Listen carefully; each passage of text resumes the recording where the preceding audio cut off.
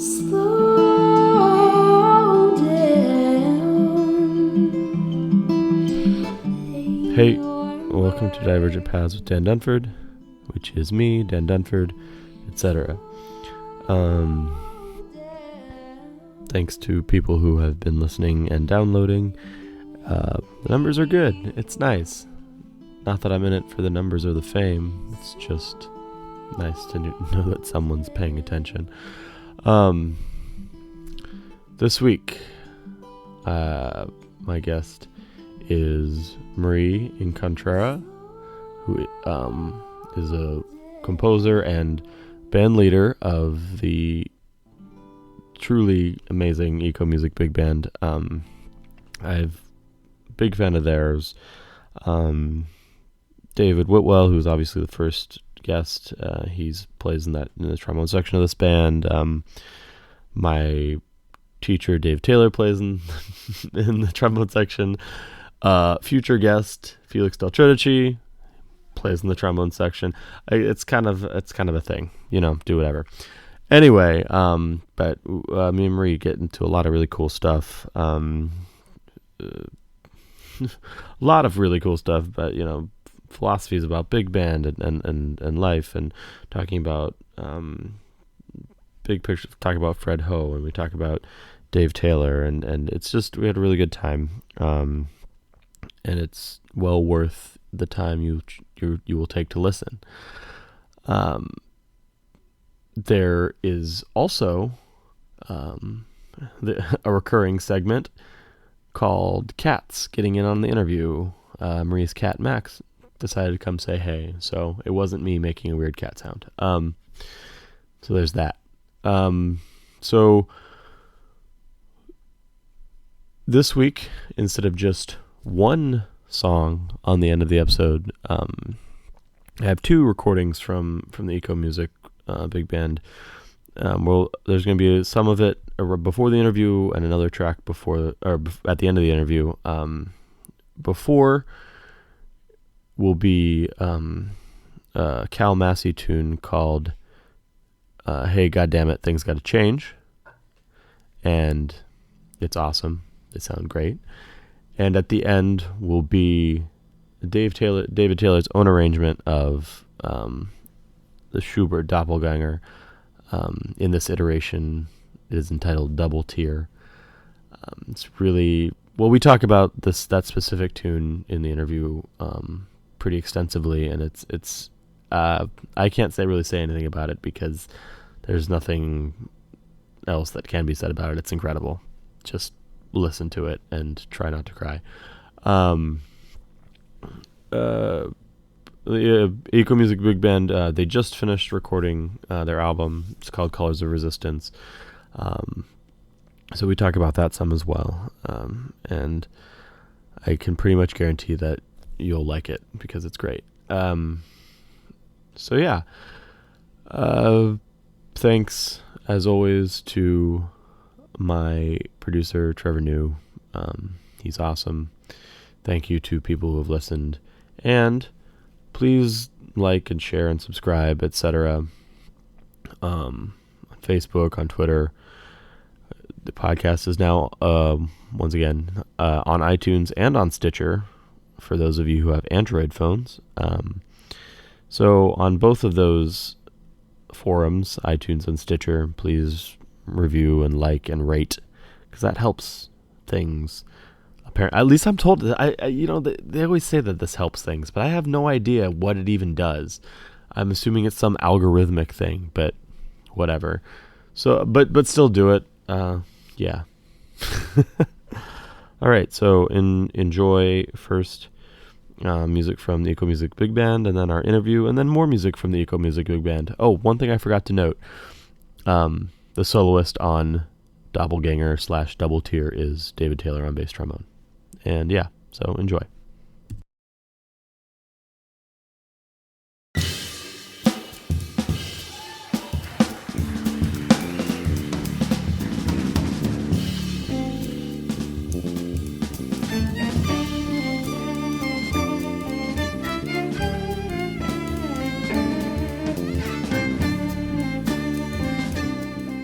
So, Marie, thank you. Thank you for doing this. This is great. This is awesome.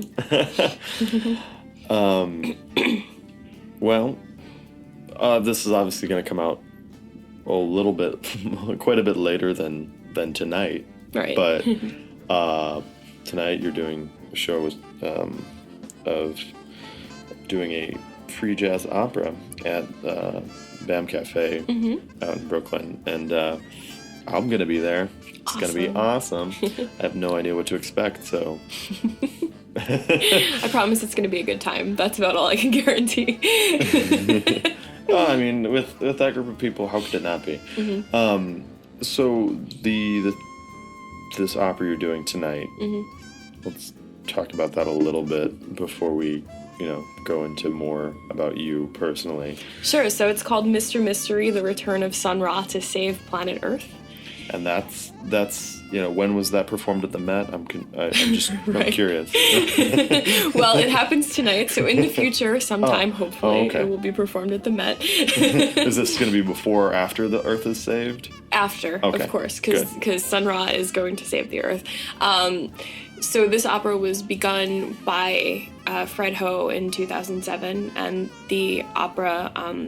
the libretto is written by Quincy Troop, who was a lifelong friend of Sun Ra, and I was Fred's protege and, final composition student, and I also took over his band, and I currently have all of his music, as you can see. So this is Fred Ho, yes, who was kind of a legendarily prolific composer and bari sax player, activist, activist, clothing designer, band leader, clothing designer. Yeah, kind of did it all. Oh, the fridge dropped out. That's nice. Awesome.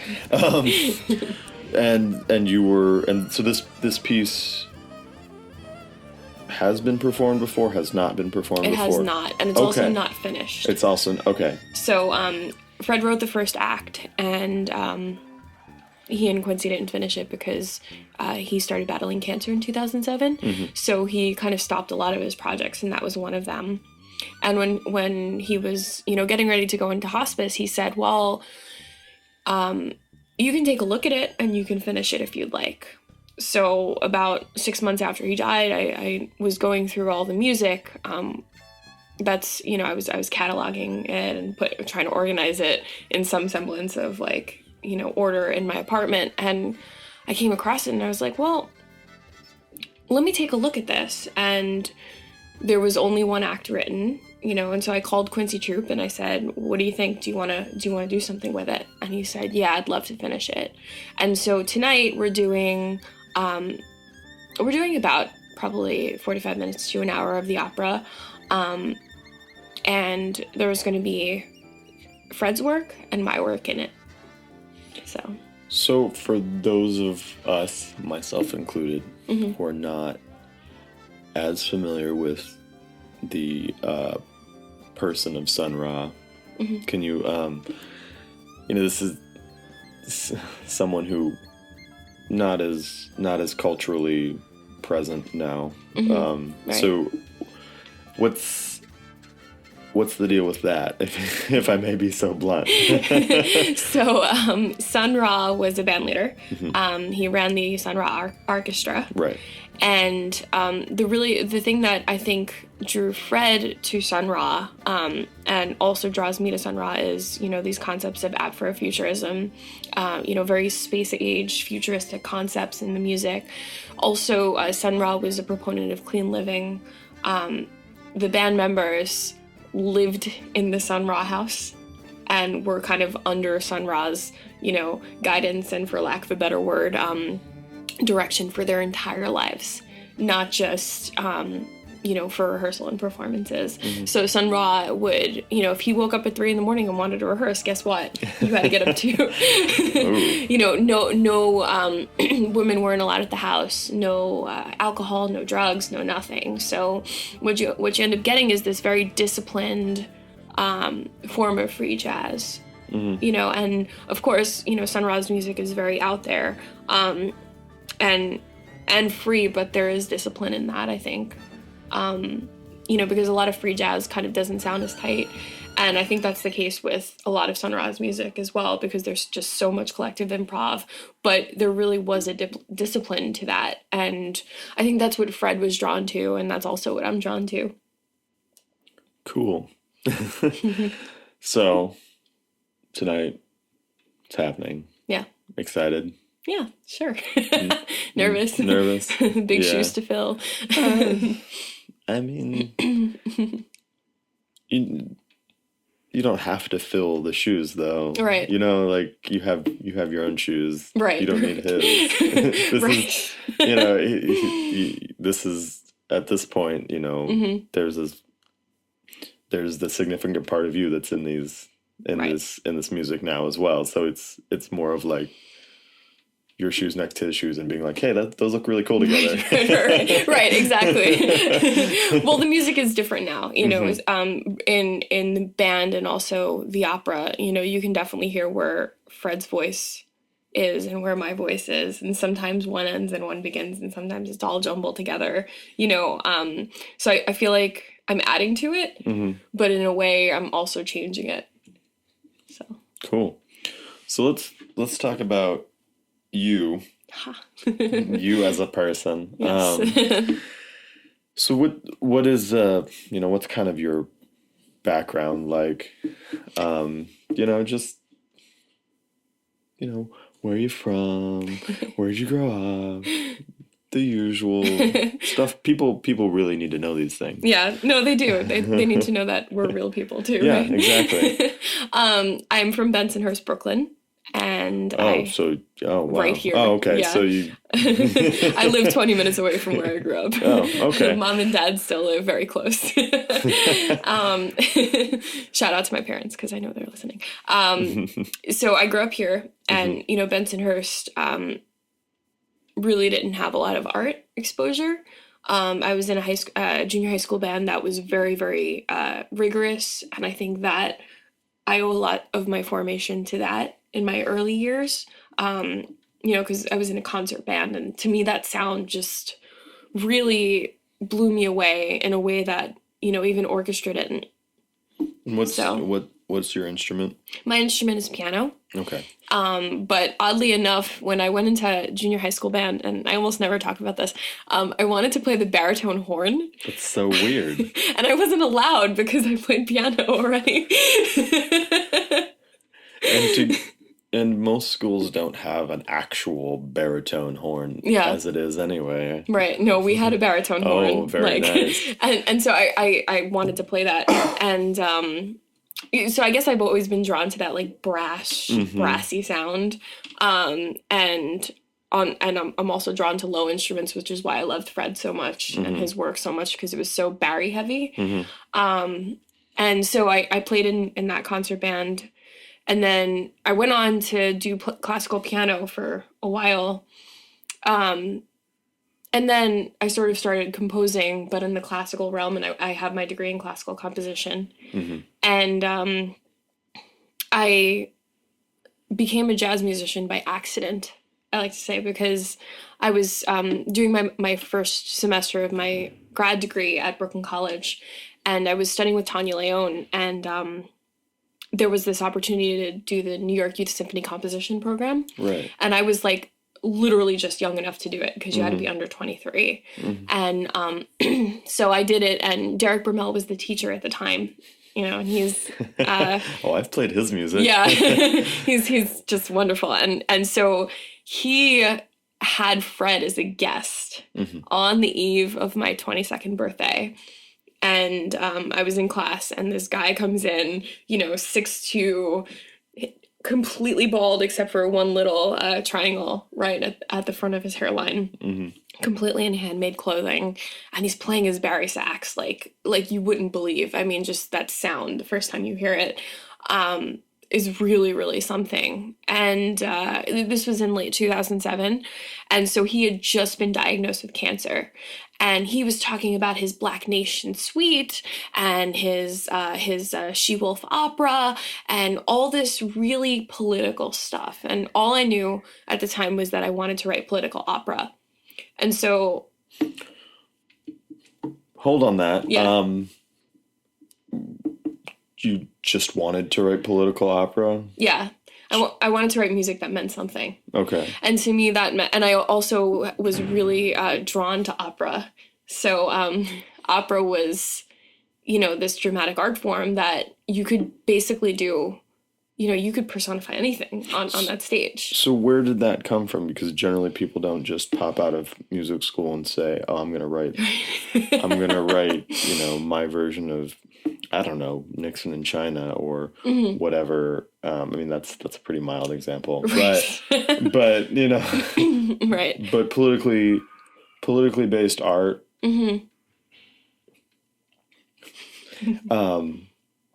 is often, I don't want to say discounted, excuse me. In certain circles, it's not, what am I trying to say? It's not discounted as much as you get put in that box. Yeah. And maybe you'll open that box every once in a while because, you're in the mood. Right. But it's something that can be categorized and pushed off if you don't want to deal with it. That's absolutely right. So why did you shoot in that direction as opposed to writing, something or wanting or being interested in something less specific? Well, so there was a pretty extensive vocal program in my graduate school, Brooklyn College, and so I got involved with Remarkable Theater Brigade, which was a regional opera company at the time, and the director was also a vocal teacher at Brooklyn College, and so I got involved with them and I started writing for them, and it was just something that the stories that I was interested by happened to be political stories. They happened to be things that I was like, oh, this has to be on stage, And it wasn't until later that I realized that, so opera is this, traditionally this very aristocratic, for lack of a better word, art form. That's true. And so, how often does Nixon in China get played at the Met? You know what I mean? Things like that. Every 6, 7, 8 years. Right. And how often do we see the magic flute? So like they're once every 6, 7, 8 minutes. Right. So you look at, I mean, those are two very diverse examples, right? Of course. I'm kind of like oversimplifying it. But I was really interested in these stories, and what I was met with was like, you're never going to get produced. Right. Well, yeah, exactly. That's the thing you run up against, is because, when it comes down to it, that's a hard thing to sell to people. Right. Right. Magic flute, for its merits and what you can say failures in whatever. Yeah. It's Mozart. That's always going to sell out. Right, of course, and even a terrible opera company putting on the Magic Flute is going to get some eyeballs. Right, because they're doing something that's classic and something that people know, and everybody goes to hear the Queen of the Night do her high Fs. Exactly. And that's totally valid. And people who I respect very much, gave me their honest opinion and said, well, you might not get produced. This might not, Even people who really liked my work were like, well, I don't know if I want to produce this. And that's, that was entirely valid to me, and I understood it, and I knew that I wanted to do it, but I didn't know how I was going to do it. And then I met Fred Ho. Right. So, and I was like, oh, somebody is doing this. Bring it back around. Right. Right. So you're 22 years old. You see him for the first time in 2007, and that kind of allowed you or pushed you in a different direction? Well, it gave me I feel like it gave me permission to go in to do something different. Yeah, I said, well, somebody's doing it and somebody has managed to do it in a really effective way. I don't know that I want to be a jazz musician, which at the time I didn't. But I know that good job on that one. Yeah. Oops. And actually I fought kicking and screaming to not become a jazz musician, and then all of a sudden it happened. Hey, it's okay. Like 90% of classical musicians kick and scream and then just don't do it. So at Right. least you like finally were like, okay, I got to do it now. Right. So in 2010, I had the opportunity to meet Fred again. And this time I wasn't in grad school. And I was like, okay, I'm studying with you. And I didn't know how sick. I knew Fred was sick, but I didn't know how sick he was. And he knew he had limited time. So when I started with him, he said, I have a boot camp process. I'm not a graduate school teacher. I'm not affiliated with anything. If you want to study with me, you have to do my program. And I said, okay, I will do.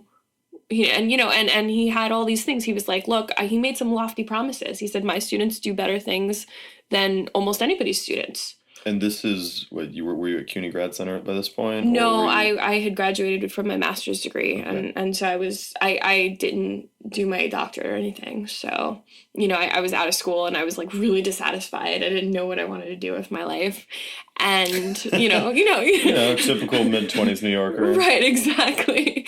And so I said, okay, Fred, I'll do what you say. And my first lesson, I went in. He said, bring a score. I brought a score. He listened to about 30 seconds of it and he said, boring. And he shut the book and handed it back to me. And he said, where is your political voice?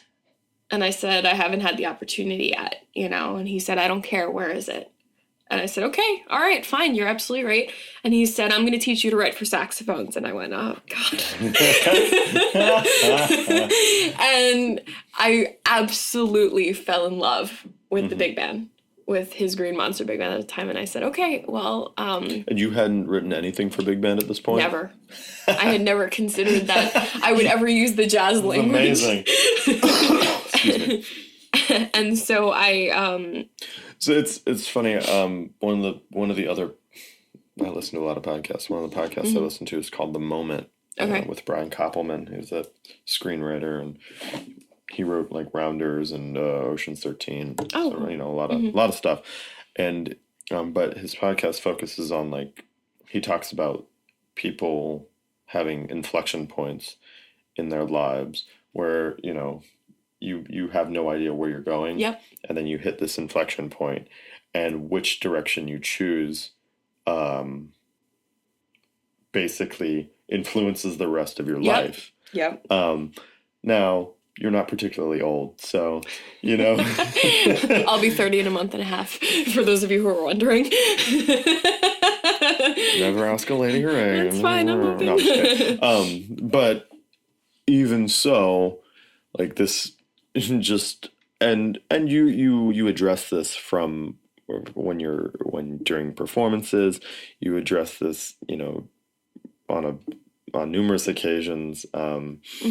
You know, there's meeting and working with this one man has kind of completely changed the direction of your career as you saw it at the time. Absolutely. And hi. And my cat is here, wanting attention. Yes. It's nice. But so this is like, you know, now like so much of what you do is wrapped up. You know, I'm not at all saying that you're not doing your own thing as well. Yeah, oh, totally. But a lot of what you do and the music you perform and your band itself is wrapped up in carrying on the legacy and branching out from the legacy of your mentor and your teacher, which I find interesting because before then you could never have conceived of doing this. I definitely, absolutely, you're absolutely right. This has changed the entire trajectory of my life. You know, I say that so often. You know, I was actually having a conversation with a musician before a show, and we were talking about Fred and, you know, the good, the bad, and the ugly. It was a very honest conversation. And I said, but the truth is, I wouldn't even be standing here talking to you right now because I wouldn't have done jazz at all. You know, we wouldn't know each other right now. I wouldn't know Dave Taylor. I wouldn't have, you know, the only person that I could say for sure that I would know, you know, had I not met Fred was, you know, like my path probably would have stopped right after New York Youth Symphony and gone in a completely classical direction. So like, you know, I often credit Tanya Leone and Derek Brummel with Changing My Life, because they added to that trajectory for me to meet Fred. Of course. You know. And Derek Brumel's music also, you know, while he writes for generally traditional setups, is heavily influenced by his own like absolutely jazz and clarinet backgrounds.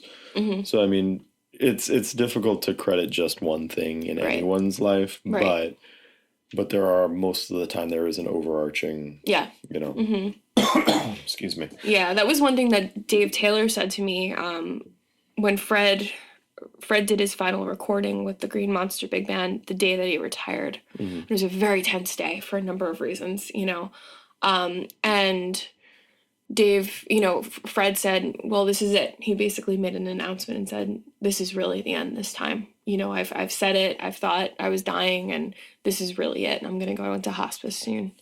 And he said, well, you know, I was on the bandstand conducting the recording, and Dave came up to me after, and so Fred said, you know, Marie will have the music and you can feel free to play it, and you guys can get the band together. And then Dave came up to me and said, I hope you continue, and I hope that you'll have me as part of it. And he said, this can change the direction of your life. And I really thought about that, because I know that Dave doesn't say anything without really meaning it. He does. He does. You know? He will not say something lightly. Right. And so I just kind of sat there and I was like, okay, well, you know, the Ego Music Big Band hadn't even started yet. Mm-hmm. I didn't know if I was going to take over the Green Monster Big Band or if I was going to start my own band. I didn't know what was going to happen. And I was like, okay, but this means something. This moment in my life means something, and I have a choice. So again, it was like that fork, you know. Right. Either I could let this music die, or especially like, I mean, I don't claim to play all of it, but the big band stuff, you know, I can either let it go and it'll sit in my apartment forever, or I can do something about it. And Fred was really, really serious about wanting us to create new work. So all the music that we play, and we actually don't play much of Fred's at every concert. You know, we play maybe one or two charts, because we have so many people writing for us. Right. And so like even Dave Taylor is writing for us now, and you know, so it's like and he writes easy stuff, so it's not you know, I mean, we don't even need to rehearse that stuff. You know, so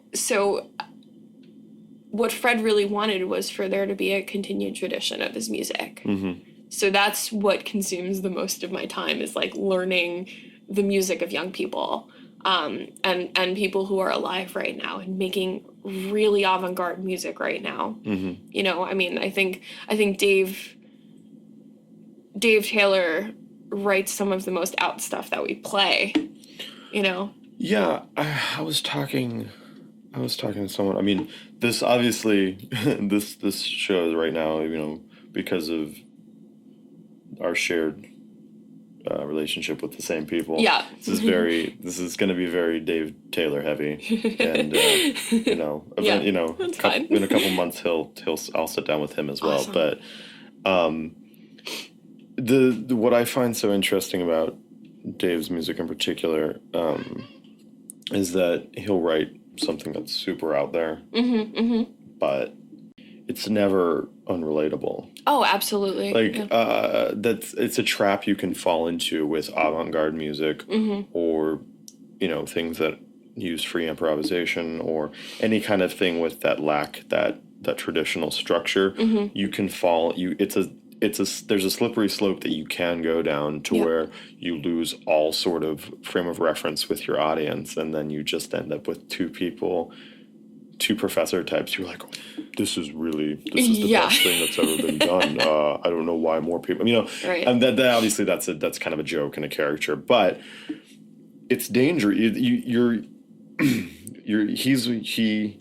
kind of walking a dangerous little tightrope, because if you do it right, it's some of the most rewarding and honest and real thing that you can perform and have listened to. But if you fall on the other side, you're just kind of, it becomes an amorphous blob Yeah. that has no real thing for an audience to grab onto, auditorily or visually or whatever. So it's kind of an interesting thing. And actually, since I just spewed a lot about that, I'm curious what, because like I said, I've seen your band perform, really enjoyed it. And Thanks. as I mentioned before we started recording, a lot of what I prefer is or work with is melody related. I might do strange things with it, Right. but I want that auditory hook. I you know, like a good pop song, I want a hook. Yeah. And even though your music with the band goes in all sorts of crazy directions, I found myself being really into it because there's still that auditory hook. Yeah. There's still that thing to latch on to. And so I'm not just like checking my phone being like, Right. how much longer do I have to be here so I can say hi to people before I go? You know? Right. You know what I mean? Well, that's good. Well, I mean, so I've been really conscious about that in my own work. I don't know that I always do it successfully. I don't know that we all always do it successfully. You know, we've definitely had pieces that work better than others. And I think that it's been really important for me. And also, you know, I know it was important for Fred to be able, you can do really avant-garde things and really political things and really out there things if it grooves. Yeah. Right? So something like The Channel, which Dave Taylor arranged for us, which you saw, you know, it's this piece, it's really out there. But as hard as it was to put together, as much as like we sweat tempo and whether people are on and where can the singer find her pitch and all this other stuff, in the end, it grooves. It's really exciting. And I had musicians coming up to me afterwards saying, "Hey, can I please have a solo on that?" And that never happens, you know?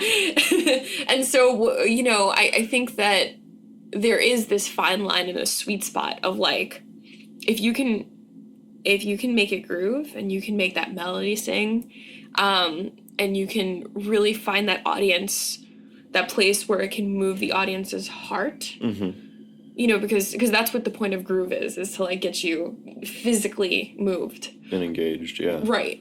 If you can make that happen, you can do anything you want. And to be clear, I'm not saying that the other thing is not good art. Of course. It might not be art that I prefer. Right. But when we're talking about, I mean, when it comes down to it, we can talk about art and music and reaching people as much as we want. But when it comes down to it, you do need some sort of monetary recompense for what you're doing. And it's more difficult to do when you're creating, you know, something. Yeah, and it's cool because like it doesn't always necessarily need to be a melodic hook, if you will. I keep saying hook. Get it out. It doesn't have to be something melodic to grab onto. It can be. It can be something as small as 2 notes, or it can be just a consistent rhythm, or something that alternates back and forth. That you can be like, okay, I see this is coming back. Right. There's all this going on, but there's this bedrock that I'm great. I'm relating now, you know? Yeah, absolutely. And then that makes your other messages, whether they be political or socioeconomic or whatever, when that happens, especially with something that's a little more radical, you know, you can make some of it radical, but you can't make all of it radical, or else you lose where you're, you know, you have to be able to, even if you feel like you're compromising a little bit, you're sending your message more effectively. I mean, but then again, these are all my opinions. Yeah, and I agree with you, but I actually don't think that's a compromise, because if, you know, people don't pay $20 and then buy drinks and sit there for 4 hours. Oh, Joe's Pub. You know, not 4 hours, an hour and a half. Yeah. You know, to listen to a bunch of people up there on a soapbox. They just don't do it. So nor should they have to do that. Right. I mean, they can go to, if they really want to do that, they can go to a political rally. They can go to, they can find a revolutionary socialist group to hang out with. They can do any number of things. And our job is really just to move people. And, Dave Whitwell said this really poignant thing in this video that I saw. He said he can do more with his trombone than he can do with his back or his hands or his legs to change the world. And that's how I feel. Like, I feel like this music needs no introduction. Play Hey Goddammit, Things Gotta Change by Cal Massey. Everybody's moving. And they want to change something. It almost doesn't even matter what. I almost don't even have to say, what are we changing? Because if we move one person to say, well, what was Cal Massey about? Who was he? What did he do? Then my job is done. That's the point of this music. And so I actually think that, not having everything be about something radical in itself is radical. Yeah, I mean, it's so helpful. Not even if you might be pushing an agenda, you might not. But it's almost more beneficial to you and to everyone else if you're merely starting a conversation. Exactly. Or planning a question.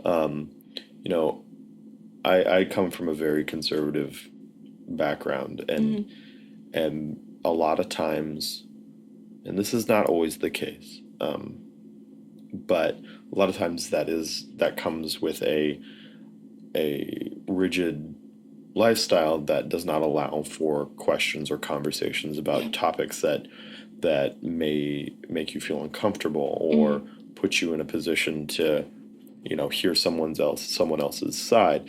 And, what it comes down to is you may not even change your mind. Right. And that's okay. Right. It's okay to not change your entire life motto, if you will. But, just being open to listening to someone or having a conversation without you trying to push yourself on them or vice versa. Just talk about stuff. And, when it comes down to it, that's kind of what makes us relate as people, as humans. And why wouldn't you want to do that? Like, I don't see the point in holding fast. Like I said, you don't have to change your mind about politics, about music, about whatever it is the discussion is about. But you're going to be a better, more rounded human if you just try to understand other people. Right. And yeah, so like, and that's kind of a really broad conversation topic. But I feel like that's kind of what you were leading, what you're talking about is kind of leading into something that goes far beyond music and is just, it's more about just people with other people and life in general. Absolutely. Yeah. I mean, I feel like, a lot of the world is very conservative, right? And if we can get one person to say, hey, I never thought of this before. I never thought of what it meant for Black people to struggle in the 70s. Or, hey, I never really thought about the 7 generations principle and what this world is going to look like in 7 generations if we keep going. Right. That's huge. That is huge to me. If we can get one person to do that, and so that's our job. We start the conversation. People are welcome to continue it with us. Some people do, I mean, I've had people come up to me after a show and have, ask for my card and then have email exchanges that last, weeks over these things, because how can I help? What politics you're involved in? Is there another place where I could find resources on these things? And you do, but if it's just a conversation, then I think that's good enough, for us. Yeah, and that's the way pretty much anything starts, both good and bad. Yeah. But it started as all of it started as a conversation between two people being like, what about this? Right. What if we did this? Right. You know, what is currently your kind of main thrust musically? Is it just, I mean, I know you're still composing, you're still, doing a lot of this. But what I see most often is eco music. Yeah. And is, what else do you do besides running a band with the best trombone section in the country? Yeah, and they are. Well, that's the majority of my work, and it's consciously the majority of my work. So I write for them. I involve them in. I'm writing an opera right now. I can't say much about it, but it's an opera, and I've chosen. Is it an opera with singers? It is an opera with singers. Yes. Breaking news, guys! She's writing an opera with singers. It'll probably get played sometime in the next year, in 2016, and probably means most likely. And that's all I can say. Great. I can't tell you what it's about. But when I was working to develop this, I said, who do I want to write for? It's multi-genre, and I said, who do I want to write for? And I said, I want to write for my band. Right. We'll add strings. Yeah. And we'll make an orchestra, but we will write for my band. So I write for them most often. I'm writing an orchestra. I was a participant in the Jazz Composers Orchestra Institute that the American Composers Orchestra runs. So I'm currently working on a piece for hopefully one of their readings. So I'm working on, my biggest thing is jazz opera, big band, and now looking to fuse the big band voice that I've developed, that like people have said neo Fred Ho. I don't know if I totally agree with that, but whatever my Wouldn't voice. Wouldn't it be better to be like Fred Neho? Fred Neho. That's funny. That's ridiculous. Yeah, no, I've heard that term on a couple of occasions. I don't know if Fred would agree that my music is worthy of that title. Right. But whatever my language is, I do feel that it has a lot of Fred's tradition in it. And I'm looking to take that, although it's very different, take that and bring it into a more avant-garde classical, quote unquote, context. So that's what I'm working on right now. Cool. So let's talk, well then, since that's your main thrust, let's just talk about the band a little bit. This came together after Fred's death or before? I mean, Before. It's kind of like a weird amalgamation of both things, right? Right. So talk about like the origins of the group and I remember when I saw you guys at Zinc, you actually said that you didn't want it to be the Marie Incontrera band or the Fred Ho Memorial Big Band, or you wanted it to be reckoned with on its own, and so kind of talk about how you developed it and like why the specific that specific name and how you filtered your own socio-political feelings into wielding this sword, if you will, that is a big band. Sword is probably not the best. A weapon is probably not the best use. Kind of antithetical to the idea. I believe our big band is a weapon, so I'm cool with that. All right, good. I believe art is a weapon. So Fred actually started the Eco Music Big Band.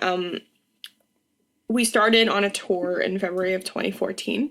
Fred was in hospice. It was formed after the Romass Big Band, which was Cal Massey's big band, adding violin and cello to it, which was a great sound. Yes, you're right. A great sound. So the reason, one of the main functions of the Romass Big Band was to perform Black Panther fundraisers. Okay. And so this music, the Black Liberation Movement Suite, is really steeped. That is our tradition right there. And it's 9 movements. Each movement is dedicated to a different figurehead of the Black Liberation and Black Power movement. So there's a movement for Martin Luther King, Malcolm X, Eldridge Cleaver, Huey P. Newton, on and on. So we perform something from that suite every single show because it's really powerful music that stands on its own. So in February 2014, Fred was he was in hospice, and we went on tour through Vermont and New York. And I wrote a suite with Fred, through which Fred's very last work, Grace of the Gorilla, came out of, and one of my first big band works came out of. We went on tour, and I didn't know this at the time. I wasn't really super aware, but I think Fred planned it that way because he needed a naive face. Mm-hmm.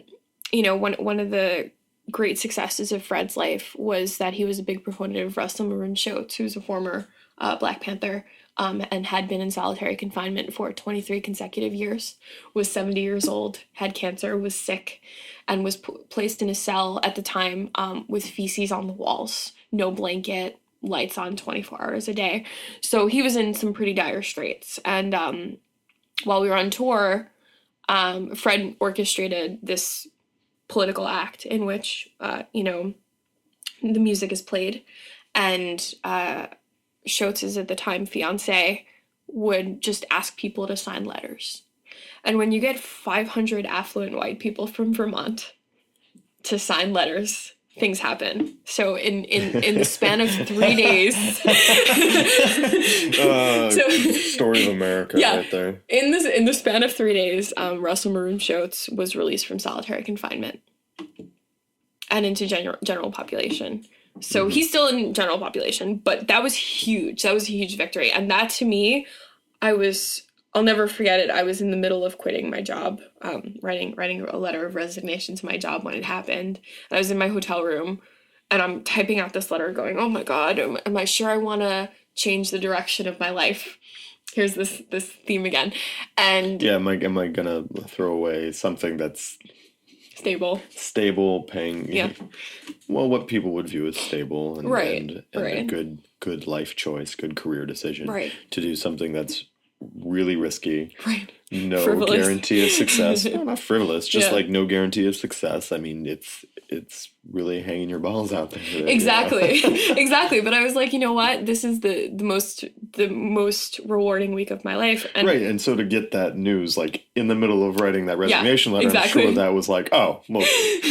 Right. I was like, somebody up there is watching for me. No, so I was literally in the middle of typing it out, and I had one of the trumpet players with me in my hotel room, and I'm hyperventilating, and my phone rings. And it's Shoatz's fiance, who was across the hall. And I was like, why is she calling? What's going on? I pick up, and she goes, Maroons in population. And I went, oh, all right. Exactly. Send. Done with. So that was the start of the Ego Music Big Band. And that's, some of our political street cred, right? Yeah. I can't claim to ever replicate that work because I'm not a political mastermind like Fred was. But I would, I would venture to say that we still do some really important work. Eco music, Fred was an eco-socialist, so he picked the name. I used to vacillate between liking it and not liking it, but... What does eco-socialism actually mean? So eco-socialism is the idea of of taking away the alienation between man and nature. Okay. So, even in an urban context, which Fred was very much a part of. He lived in Brooklyn. Right. Rooftop gardens where you grow your own food, things like that. Yeah. Finding ways to take away that separation. Okay. And I was a big proponent of that and still am. And to me, eco music is really just about using your natural resource of your breath and your music to create change in the world. That's pretty succinct. Have you had to, explain that before or something?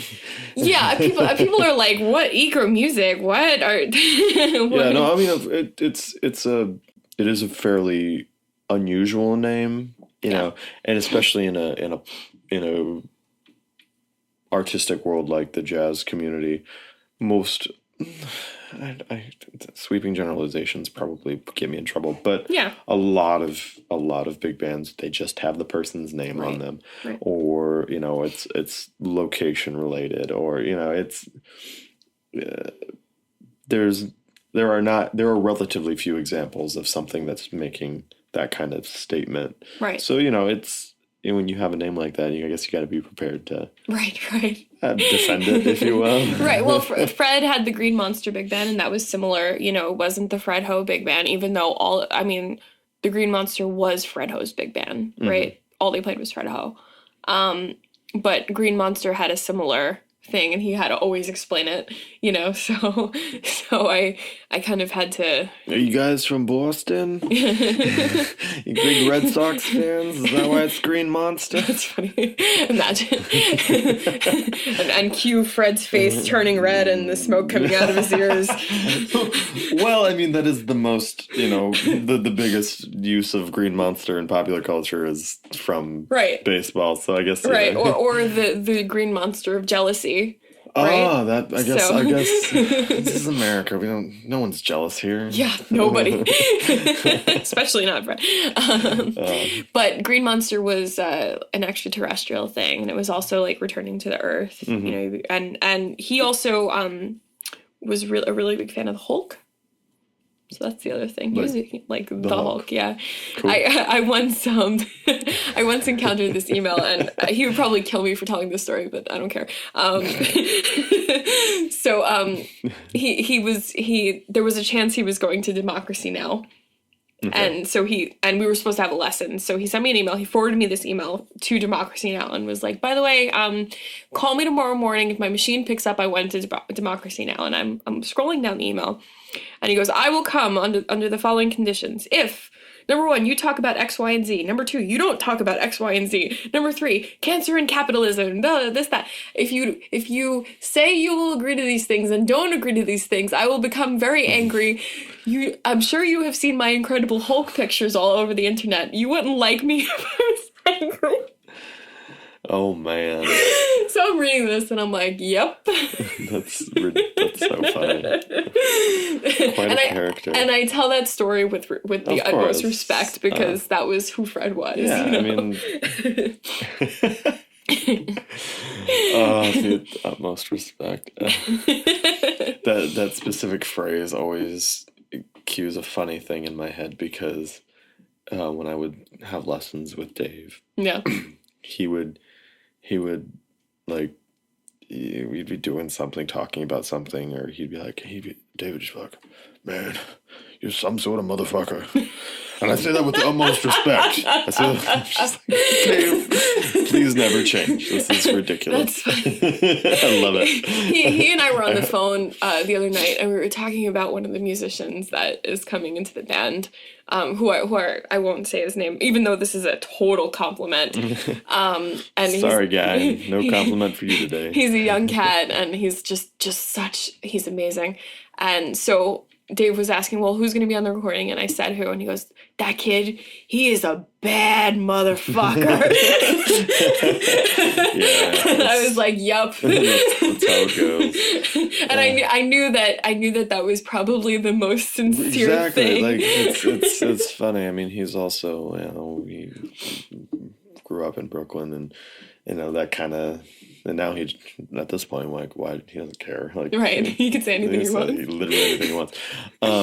Go from talking to Dave and pivot into something that he also does with regularity is, like, you mentioned a little bit earlier about the specific rep that your band plays, having a lot of people write for you, and and staying attached to the younger upcoming crowd of musicians and composers and stuff. And that's something that has kept Dave young for the past 50 years, is always being, and that's something that, like, gets glossed over, is like staying connected to, especially with older musicians. Like, there's so many examples of older musicians who don't stay connected to that younger crowd and like keep up with whatever's happening in it, you can hear it in their music sometimes. Yeah. So when you're, when you do a set with that has like varying, a lot of different things, like what are you kind of looking for when you're having someone write for you or having someone arrange for you or programming something new for your next show? Well, and this kind of works to varying degrees. Like we've had some pieces that we've commissioned that we play every concert now because it's just wildly successful. And then we've had some that don't work so great. So, there's not really like a set formula, but what we're really looking for is something that we can add our own voices to, I think. The music that is the most successful with our band is something that allows for room to inject our soul into it.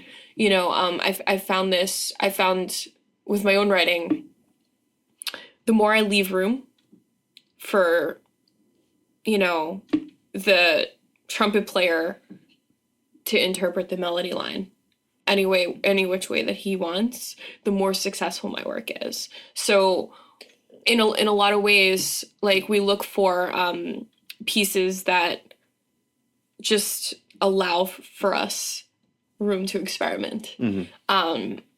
Dave Taylor's channel is one of the bigger examples of success with that.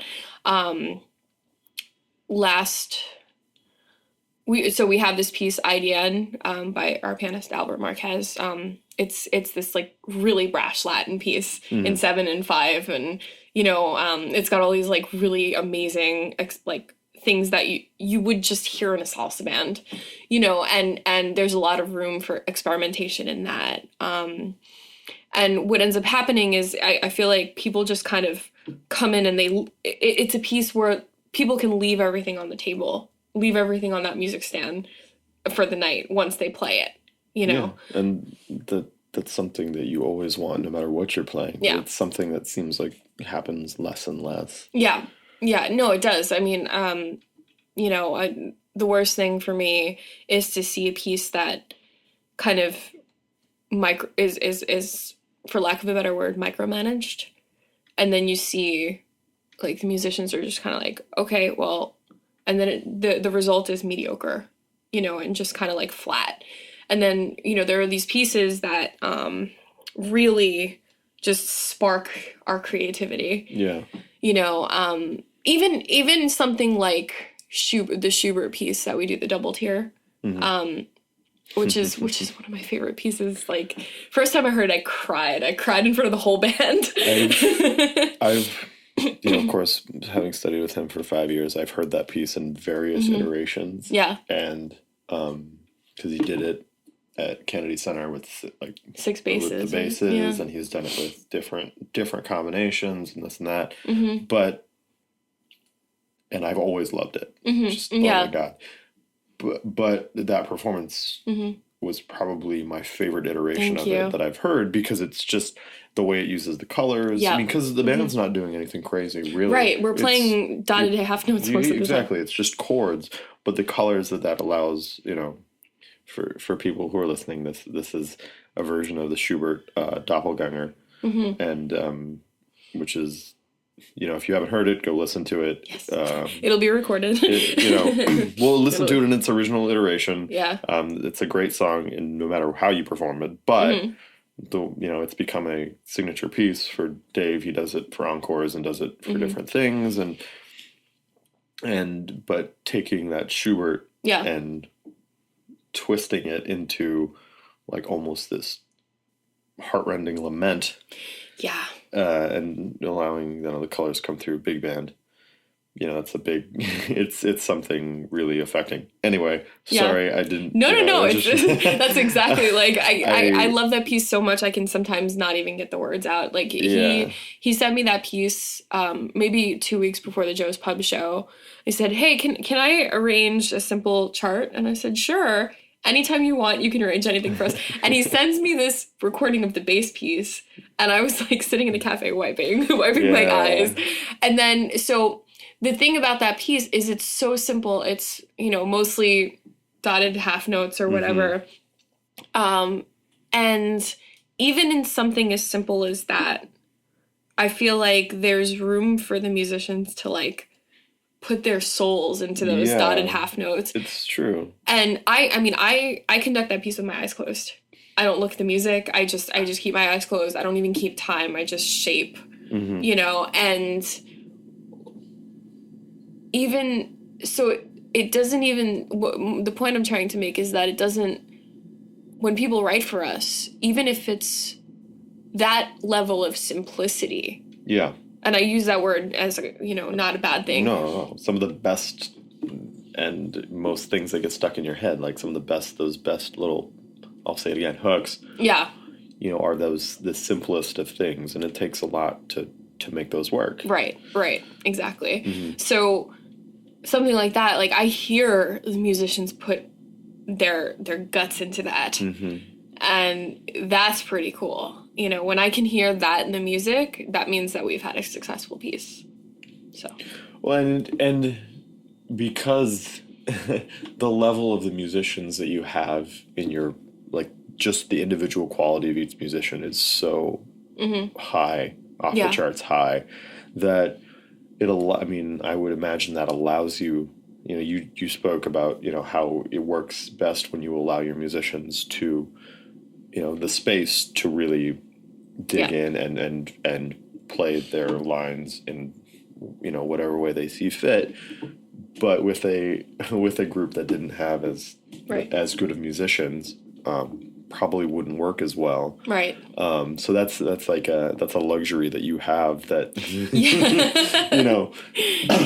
Yeah. You know, and that's a really great thing to have, because, you know, it makes them sound good, it makes you sound good. It's like it's the complete package, and it's a really special bond to have between a band leader and a band. Totally.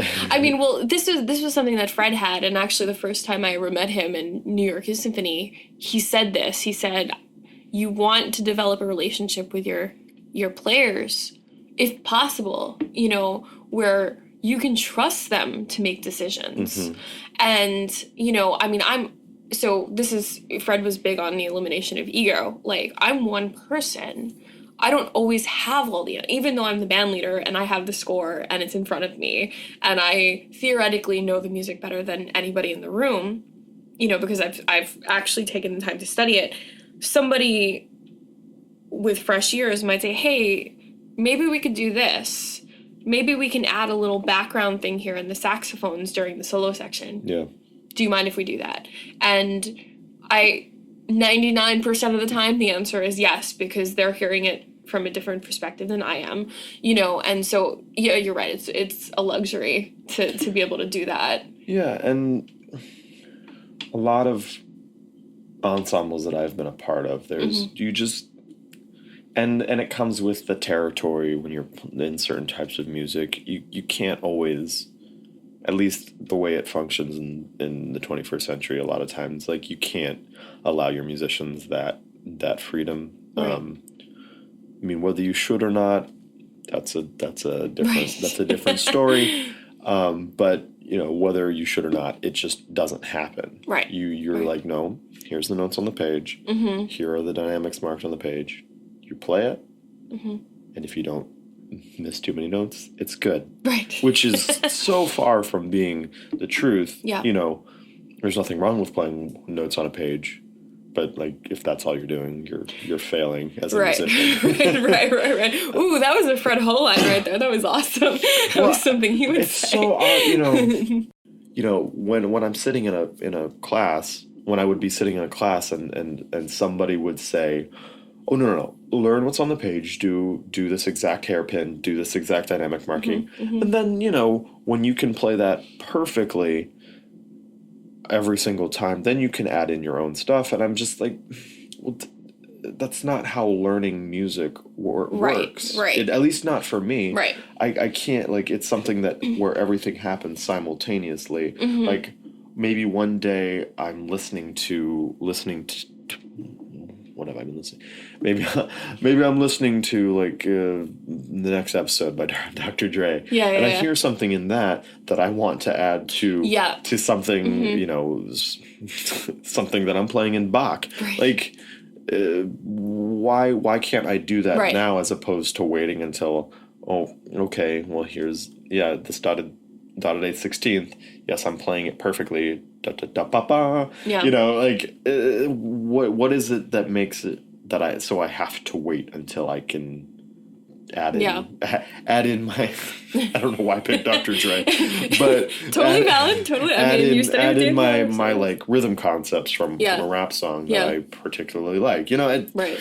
It's a weird thing to look at. Well, I mean, I think, and that's part of the reason that I was so disenchanted by classical piano, right? Because there's pedalings, there's, articulations, there's, what is a pianissimo, and, and so, like, when you practice Beethoven, you have to play Beethoven like your teacher plays Beethoven. There's a reason that you're here, there's a reason that you're studying with this person. So to me, I was completely disenchanted by that, I think. And, I love when somebody can take Dr. Dre, to take your example, and put it into Bach. Like, I think that's, and I also know that there are people that are, the doppelganger, for instance, there are people that are so opposed to that. Oh, yeah, I've heard. I mean, I haven't, none of them come to my concerts, but, like, I mean, I can imagine, the kind of criticism someone like Dave might have had for taking Schubert, daring to take Schubert and blow a plunger solo. Yeah. On his album Pastels, he does the very first track on that album is a Bach aria that he takes at basically half speed. Ooh, and he plays it and it sounds great. He's like focusing on different things as opposed to what you hear when you play it at a normal speed. And the Gunther Schuller wrote a very strongly worded letter, like disagreeing with what he was doing. And, Gunther Schuller is in the mid 20th century was one of the biggest figures in classical music, from a pedagogical standpoint. Right. And he did a lot of great stuff pushing for different things in music. Mm-hmm.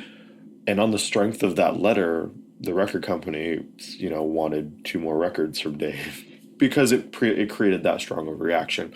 So what you're doing, you kind of, it's a cliche that all press is good press, and that, that's not always the case. Right. But if, the unusual things that you're doing, such as putting on a free jazz opera at BAM, like you're shooting for that strong reaction in either direction because, if it's good music and good art and you have good musicians, which all 3 of those things you have, if it's creating a strong reaction on either direction, that means you're saying something. Right. And that's, I mean, Fred always said that. He said all press is good press. It's not the content, it's the size. Mm-hmm. So he was like, I remember one time I got a review and they completely had all this misinformation about who Fred was in my life and like what he, because I had an opera premiere, and they said that he like wrote something with, it was like completely just misinformation. And he said, honestly, it's not doesn't matter what it says. What matters is that your name is in it and my name is in it, and it was a decent review. You know, like it doesn't even matter that it was a decent review. It could have been a bad review. So like this stuff that's going on surrounding Mr. Mystery right now, we're getting very strong reactions in both camps. Some people are like, how dare you? Sun Ra never would have come back. Which we actually address in the opera, because when he comes back, he's upset that he's been summoned. and we have people saying, this is what the world needs right now. And there's pretty much nothing in the middle where people are like, Sun Ra was always a polarizing figure in and of himself, just because of how his unique approach to music making. And how he handles his musicians. And I remember when I was in 8th grade, every night the NPR station would have jazz programming from 9 until 10. Just 1 hour every night. You listened to NPR in the 8th grade? I wasn't allowed to listen to rock music. Awesome. It was either that or the Christian station. So. Oh, got it. So Wednesday nights was Jazz Profiles, which is a fairly long-running program. Yeah. And I remember Sun Ra being one of the profiles they did, and it was, 8th grade, so this is like a while ago. So I'm kind of hazy on a lot of the details, but I remember listening to it as a 12-year-old being like, this is really strange, and I don't know how I feel about it, because I didn't have any kind of, any way to frame it, put it in the context. I was just like, this is very different than my current situation and how I've been raised. I don't know how to feel about it. Mm-hmm. And so like coming full circle now, I'm really excited to like kind of be able to frame that a little more. And that's one reason that I'm coming tonight and like, excited to see where it goes from there. So let's shift and do like, the dirty, gritty business stuff. You guys are going to be recording an album shortly. So what are you like shooting for in recording an album? I mean, you guys have been doing shows regularly for the past year and a half now. Yeah. And do you have any idea of like, is this going to be a concept record? Is this going to be like a statement record, or it's just going to be great music that happens to like have these messages attached to it? Well, it's a little bit of all three of those things, I think. Awesome. That's even better. It's called Colors of Resistance, which was one of the last things Fred ever said to me in his life. 2 days before he died, I was with him, and I really thought he was going to die on my watch, actually, because he was hallucinating and he was just not in a good place. And he was in the middle of one of his hallucinations, and I was holding his hand, and he was falling in and out of sleep. And he woke up, and he said to me, "All the colors of resistance, all the colors of life, hold them. Hold the colors, because without them, there's nothing." And he went back to sleep. That's not heavy at all. No. So of course I was crying. It was one of those, but that statement stayed with me, and I knew what he was, because he was on so many painkillers, he wasn't entirely being clear, but I knew what he was trying to say. And that statement, when New Music Box asked me to write a memorial piece for Fred 2 days later, I used All the Colors of Life, because I thought that was just a beautiful capture of what Fred was about, just color and beauty and, vibrance. And so to me, Colors of Resistance means the act of resisting can be joyful. Mm-hmm. It can be this really amazing thing that we do because we love it. And at the bottom of all resistance and all struggle is love, right? We do something because we love it. And at the bottom of all this music, truthfully, is love. And so, yes, we're stepping out of Fred's shadow with all this new music, but we're honoring him. We're doing Iron Man. Iron Man meets the Black Dog meets Dave Taylor, which has Dave Taylor singing and playing bass trombone, of course, because you can't, why do one when you can do both? It has some, it has the pieces that we've performed and commissioned over the last year. Zach O'Farrell, our drummer, has Foggy Conscience, which was actually our first piece not written by Fred or myself or Cal Massey. Livia Almeida, our tenor sax player, has Action and Reaction. Albert Marquez, IDN. Stefan Ziniak, who subs with us sometimes on Barry saxophone, has Rag House. My trombone concerto for Dave Whitwell. Felix Del Tradici is going to do his really badass Mission Accomplished. So I'm really excited about that, which is a kind of a satire trombone and voice, anti-Bush thing. And Dave Taylor has 2 pieces on it, The Channel and Doppelganger, Double Tier. And I have it there. And then we're going to do some Cal Massey. So I think it's good music. I hope it's good music. I think it's good music. It's also kind of just like, this is who we are. This is what we're about. And here's your Reckon with chance us. to like rock it. Exactly. So that's Colors of Resistance. And then next year we're planning Jazz Stories with Dave Taylor. Oh man. So it's going to be a live album of Dave telling some stories, and we'll have some other iconic musicians on that album too, telling stories with the big band, basically. Where can people find you on the interwebs? On Facebook, SoundCloud. We will have a website up soon, greenriotmedia.com. greenriotmedia.com. Yeah. I'm sure that'll be up by the time this goes up. Yeah. The SoundCloud is that soundcloud.com is, and then it's under what, Eco Music? Eco Music Big Band. Okay. All one word. So no dash or anything. No dash. SoundCloud, Eco Music Big Band, obviously on Facebook, also on Twitter. Yeah. Awesome. Thank you. This is awesome. Feel good? Yeah. That's cool. Thank you.